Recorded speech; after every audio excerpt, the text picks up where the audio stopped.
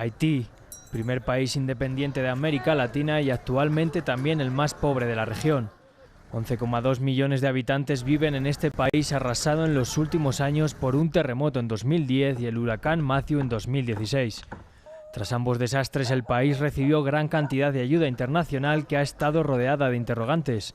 La deuda externa del país superaba el 36% en 2020 y la supuesta ayuda internacional ha hecho a Haití más dependiente del exterior. La pobreza arrasa a la población haitiana. Los sueños de la revolución de esclavos que la llevó a la independencia nunca se cumplieron. Se calcula que más del 20% de la población vive bajo el umbral de la extrema pobreza. En este contexto, la crisis derivada de la pandemia de COVID-19 solo ha empeorado la situación. Hay una crisis humanitaria con escasez de alimentos y Haití es de los pocos países del mundo que no ha recibido ninguna dosis de la vacuna. A todo esto se le suma la crisis política que estalló en 2015. Hubo comicios en los que ganó Jovenel Moïse, el mandatario hoy asesinado, pero no fue reconocido por la autoridad electoral hasta un año después. Allí comenzó la controversia. Para Moïse en este momento comenzaba su mandato, para la oposición un año antes. Así Moïse defendía que su mandato acabaría en 2022, cuando no se presentaría a las elecciones. El Parlamento está disuelto por decreto desde enero de 2020 y la oposición ya no reconocía la legitimidad de Moïse, que gobernaba ahora por decreto. En febrero de este año las calles estallaron en protestas. En esa fecha, según la oposición, Moïse debería haber entregado el poder. Desde entonces el gobierno de Moïse detuvo a 20 opositores por supuesto golpismo, que más tarde fueron absueltos por un tribunal. Moïse se había declarado enemigo de la oligarquía, que controla los negocios claves como la banca o la energía en un país que ha sufrido el gran aumento del precio de los combustibles, agravado también por la falta de envío de crudo desde Venezuela, su otrora principal proveedor. Las bandas siembran también al país de violencia y se calcula que controlan hasta el 60% del territorio.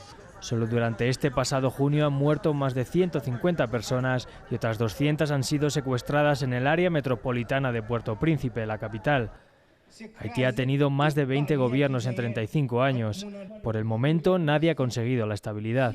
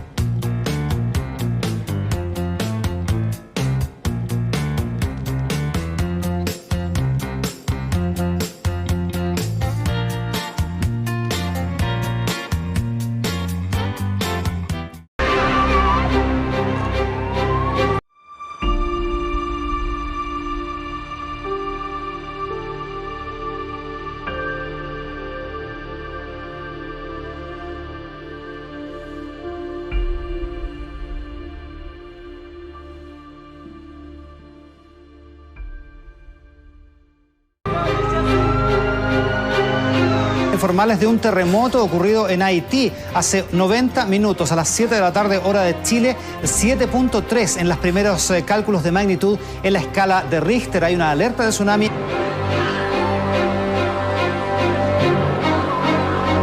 ...12 de enero del 2010...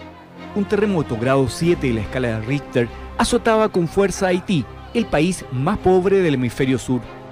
El derrumbe de viviendas y edificios provocó la muerte de 316.000 personas, convirtiéndose en uno de los terremotos más letales de la historia.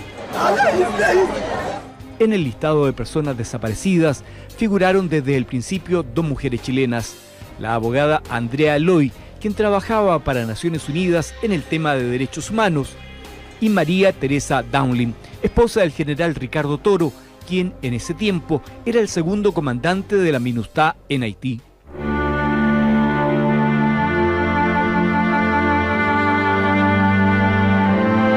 Yo voy a dejar Haití hasta que pueda encontrar a María Teresa y ese es lo que hoy tengo como respuesta para dar.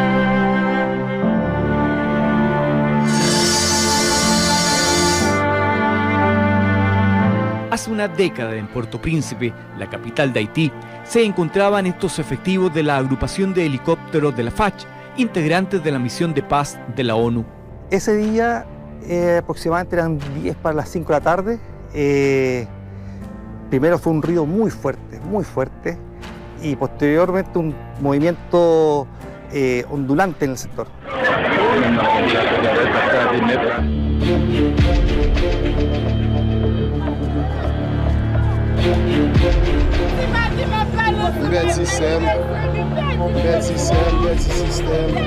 El suboficial Cristian Jerez recuerda que militares rusos que tenían sus instalaciones al lado de la chilena entraron en pánico.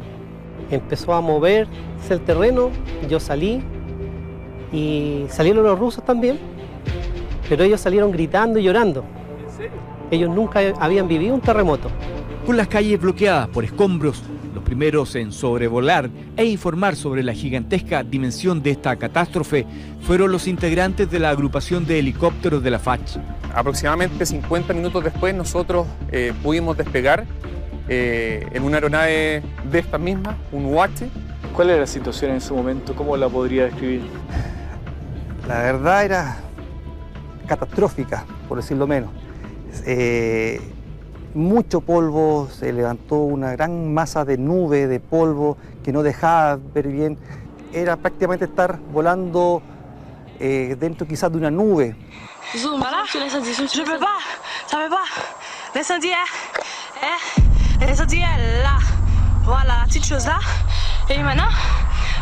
Sobrevolamos, por ejemplo, el Palacio Nacional, que está con daños de proporciones.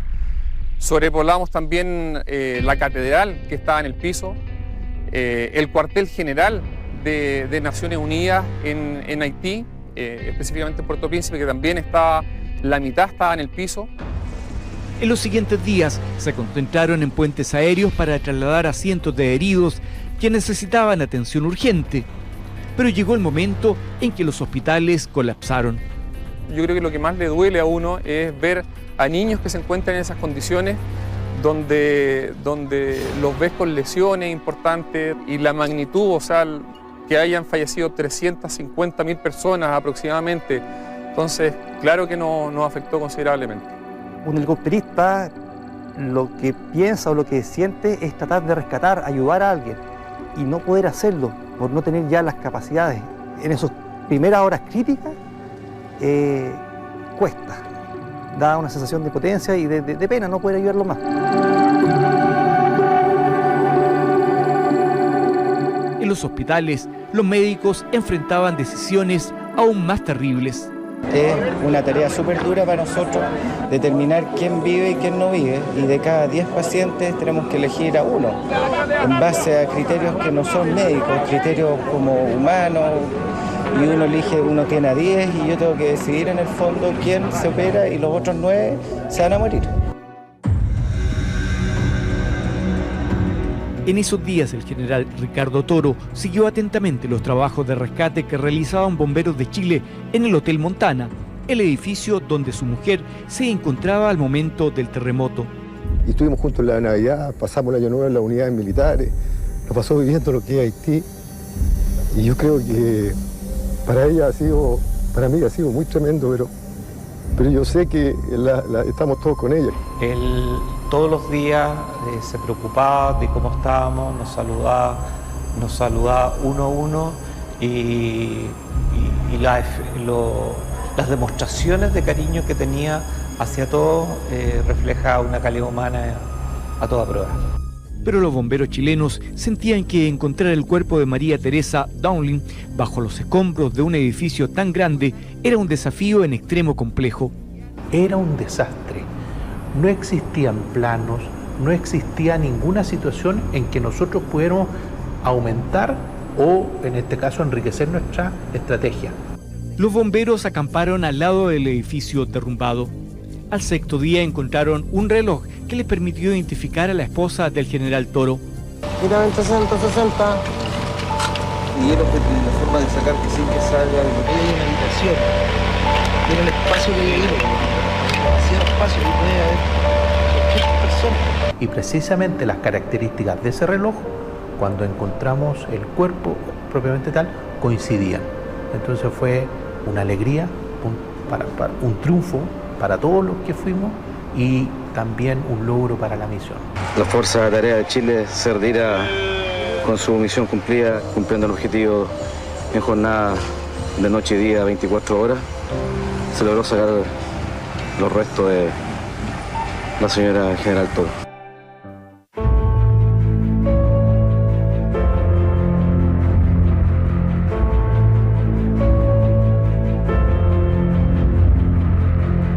El coronel jefe de la agrupación de helicópteros de la FACH en Haití recuerda hoy el increíble testimonio de la mujer que vio por última vez con vida a Andrea Loy en el edificio de Naciones Unidas.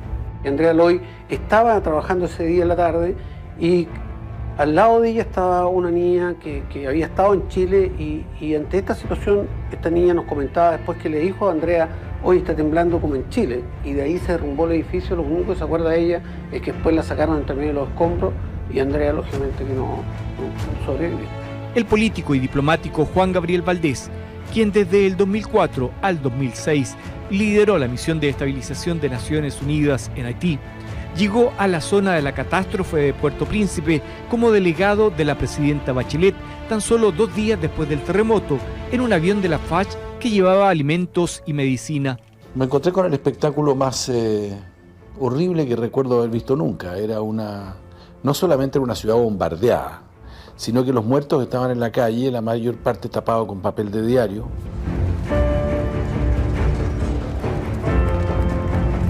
Pero lo más dramático para él fue llegar al edificio de Naciones Unidas, donde había trabajado pocos años antes. Tenía 7 pisos y cayó y no quedó nada, quedó aplastado abajo. Murieron cerca de 200 personas de Naciones Unidas. Murió todo el equipo mío. Valdés destaca que la Embajada de Chile, a diferencia de muchos otros edificios, no se derrumbó.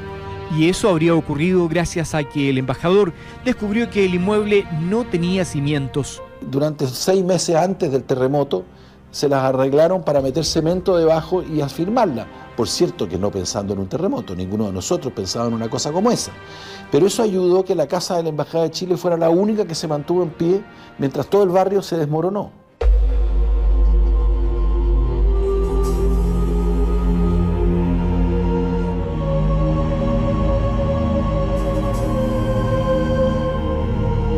Valdés cuenta que la primera cosa que hizo al llegar a Haití fue ubicar al presidente René Préval, pero se dio cuenta que el jefe de Estado sufría una depresión profunda. Era una persona de tal manera decaída que no atinaba, digamos, a mandar. Además no era posible mandar, porque no había quien mandar.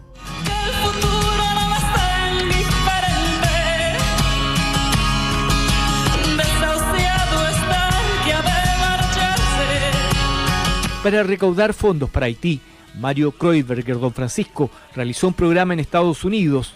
Los artistas más famosos de Latinoamérica, como Ricky Martin y Shakira, entre otros, participaron de este evento internacional. Reiterar mis agradecimientos a Shakira allá en Nueva York. Repetirle ese aplauso a Shakira. Muchas gracias, Shakira. Gracias. Buenas noches. Muchas gracias. Un beso muy grande y gracias por ayudar. Gracias. He tenido la oportunidad de hablar con víctimas y las historias son de terror.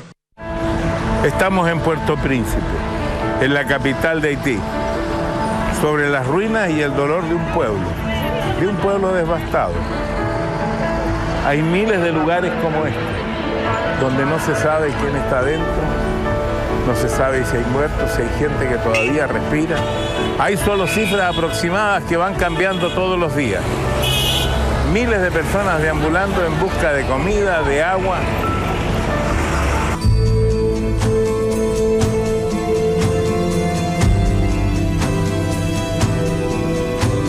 Pero antes de realizar esta especie de teletón por Haití, Don Francisco quiso conocer en terreno las consecuencias del terremoto. Si bien yo estoy acostumbrado a los terremotos porque he vivido y he transmitido muchos terremotos, nunca vi la cantidad de muertos que veía en la esquina amontonados, cientos, de repente 200, 300.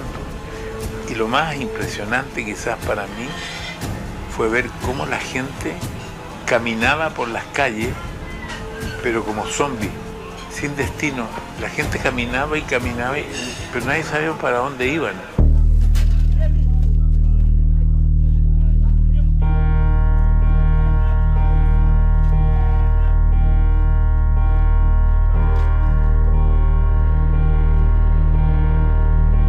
A una década del terremoto, Haití sigue siendo el país más pobre de América y la quinta parte de su población, agobiada por el hambre, la miseria y la violencia política, ha tenido que emigrar. Es una situación muy dramática de un país que está como condenado a un destino trágico y hay que tratar de romper eso. ¿Te cree que se puede romper ese destino? Yo creo que sí, yo creo que van a haber generaciones nuevas que espero que sean capaces de hacerlo, pero cuesta mantener la esperanza, sí.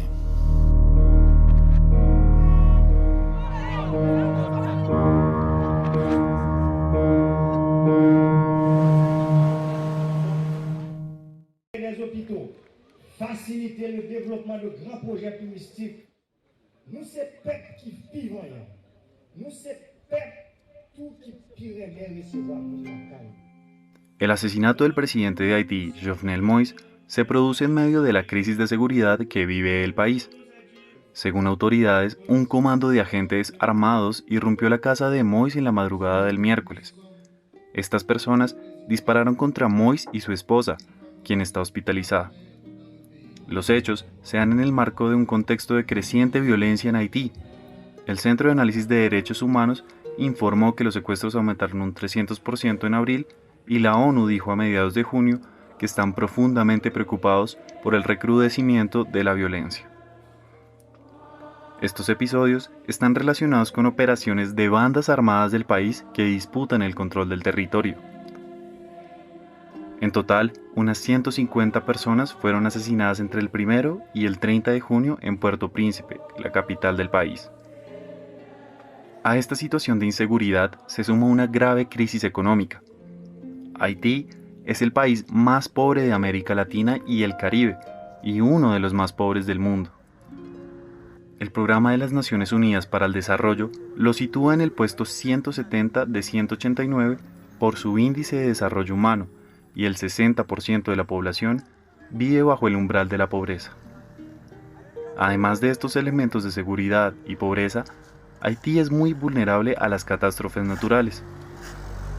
El 12 de enero del 2010, un terremoto de magnitud 7 devastó la capital.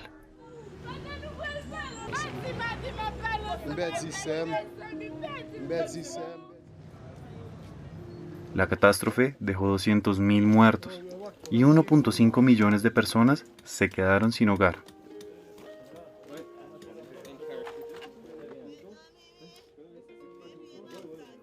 A este contexto también se suma una crisis política e institucional que arrastra a Haití por las dictaduras.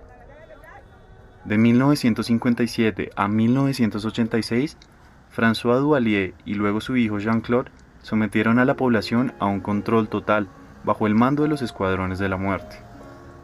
Luego, en 1990, el sacerdote Jean-Bertrand Aristide fue elegido en las primeras elecciones libres, pero fue derrocado por un golpe de Estado en 1991.